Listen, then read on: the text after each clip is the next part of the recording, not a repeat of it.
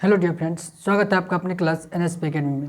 Friends, आज हम 10 minute show के 14 नंबर क्लास को करने जा रहे हैं। अब तक 13 शो हो चुका है। यदि आप उन सारी क्लासों को नहीं देखेंगे तो नीचे दिए गए लिंक पर क्लिक करके वहां से देख सकते हैं। और यदि आप चैनल पर नए हैं तो चैनल को सब्सक्राइब कर लीजिए और बेल आइकन को दबा दीजिए। आज का क्लास आपको कैसा लगेगा, अंत तक देखने के बाद अंत में कमेंट जरूर कीजिएगा कि कैसा लगा। अच्छा लगेगा तो दोस्तों के साथ शेयर कर दीजिएगा और लाइक कर दीजिएगा। तो आइए स्टार्ट करते हैं। तो देखिए यहाँ पर आज का फर्स्ट प्रश्न क्या है कि 8/7 और 5/6 दोनों के व्युत्क्रमानुपाती के योग का व्युत्क्रमानुपाती क्या होगा।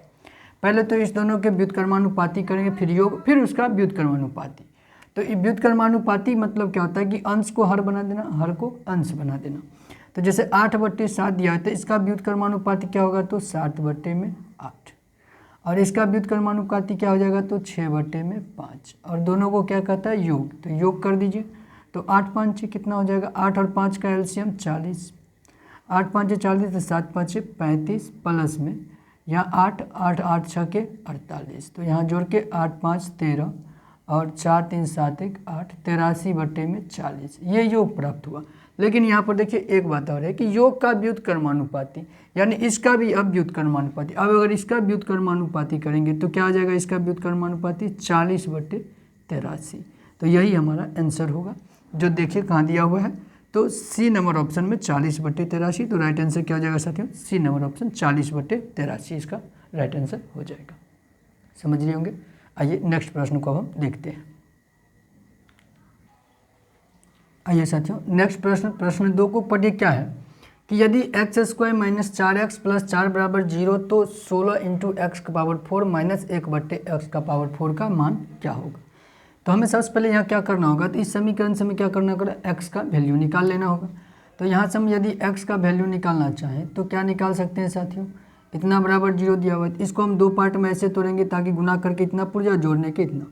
इसको हम कैसे तोड़ेंगे, x² माइनस में 2x और माइनस में 2x रख देते हैं। तो 2 2 4x माइनस में हो जाएगा और 2 दूनी 4 और x² हो जाएगा, माइनस माइनस प्लस भी हो जाएगा, ये तो पुर जाएगा। तो यहाँ से यदि हम x कॉमन कर लें तो यहाँ x बच जाएगा और यहाँ माइनस में 2।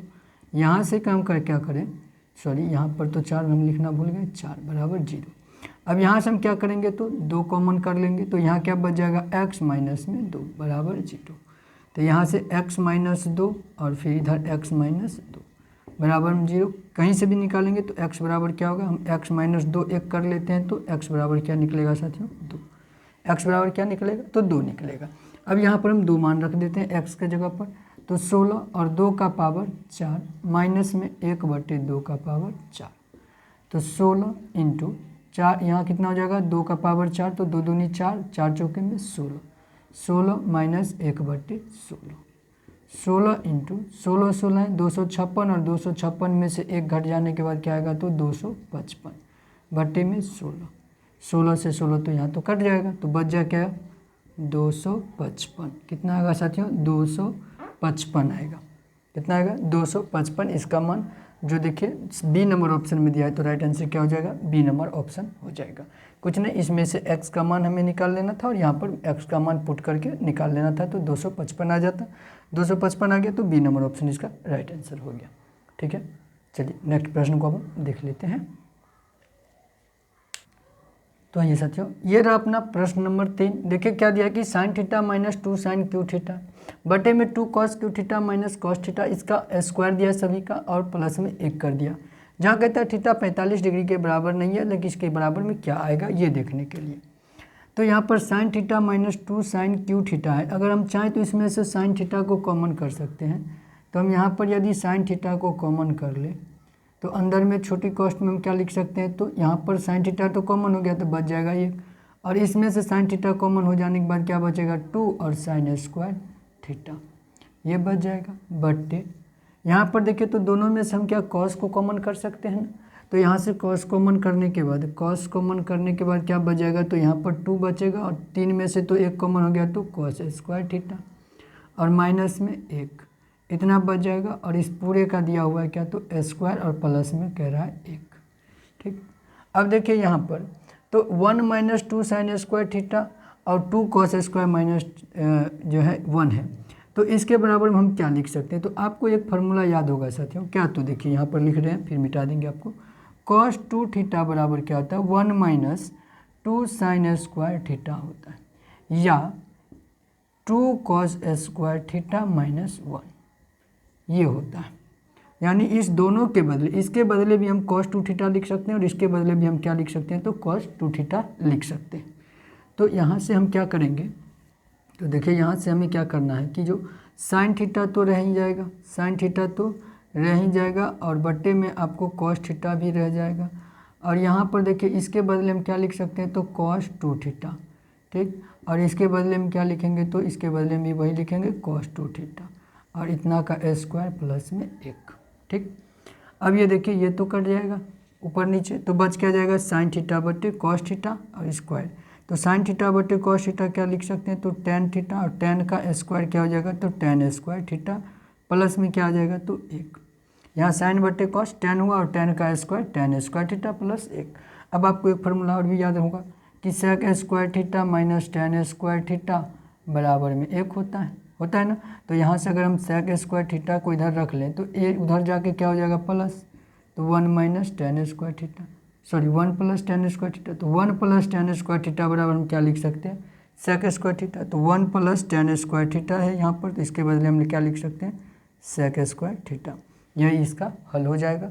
देखिए कहाँ दिया हुआ है तो सी नंबर ऑप्शन में दिया हुआ है, तो इसका राइट आंसर क्या हो जाएगा C number option sec square theta. समझ लिए होंगे। तो आइए अगले प्रश्न को हम देख लेते हैं। आइए साथियों, अब प्रश्न नंबर 4 को पढ़िए। क्या दिया है कि शंकु और बेलन के आयतनों का अनुपात 8:9 है और उनकी ऊंचाई का अनुपात 2:3 है। उनकी आधार की त्रिज्याओं का अनुपात क्या होगा। यहाँ पर आयतन का अनुपात दिया और ऊंचाई का, और हमें त्रिज्या का अनुपात पूछा गया। तो सबसे पहले शंकु का आयतन और जो है बेलन के आयतन को आप याद करें। तो शंकु और बेलन के आयतन को हम याद करते हैं। तो शंकु का आयतन फॉर्मूला क्या होता है साथियों, तो 1/3 पाई आर स्क्वायर एच ये होता है, और बेलन का क्या होता है तो पाई आर स्क्वायर एच यही होता है।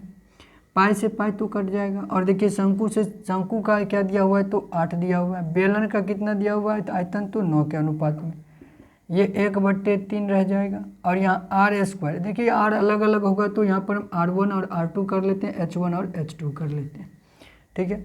अब यहाँ पर देखिए R1 का नहीं पता हमें, R1 ही तो त्रिज्या ही तो पता करना है, तो R1 का स्क्वायर रहने देते हैं, R2 का स्क्वायर रहने देते हैं। देखिए H1 दे रखा है, H1 कितना दे रखा है तो यानी कि शंकु के ऊंचाई का अनुपात 2 और बेलन के ऊंचाई का अनुपात 3 दिया है, तो 3 रख लेते हैं।